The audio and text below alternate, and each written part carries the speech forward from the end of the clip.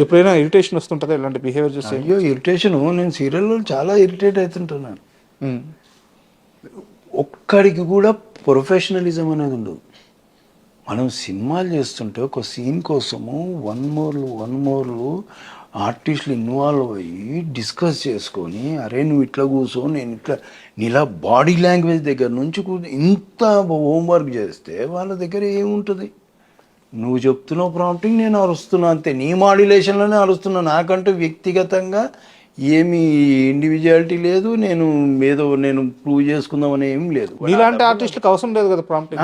నాకు అవసరం లేదు, వాళ్ళకి చెప్తున్నా. నాకు ఇరిటేషన్ వస్తుంది, ఇన్వాల్వ్మెంట్ ఉంటుంది. ఇప్పుడు మీరు నాకు సీన్ చెప్తున్నారండి, నేను సీన్ వింటున్నాను, నేను కూడా డైలాగ్ అనుకుంటున్నాను. ఇప్పుడు 5 మంది సీన్లో ఉన్నారు, 5 మందిని పిలుస్తారు, వాళ్ళు సీన్ చెప్తుంటారు అందరికీ. ఒకడు ఫోను, ఒకడు గిల్లుకుంటా, ఒకడు సొల్లు వాగుడు, వాళ్ళీళ్ళు అమ్మాయిలు అబ్బాయిలు, ఈడు ఒకడు ఫోను.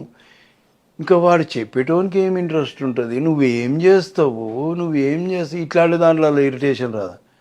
ఇప్పుడు నేనేమన్నా తిట్టినానుకో, పొరపాటున ఇక్కడ దాకా వచ్చి ఆపుకున్న సందర్భాలు ఉన్నాయి.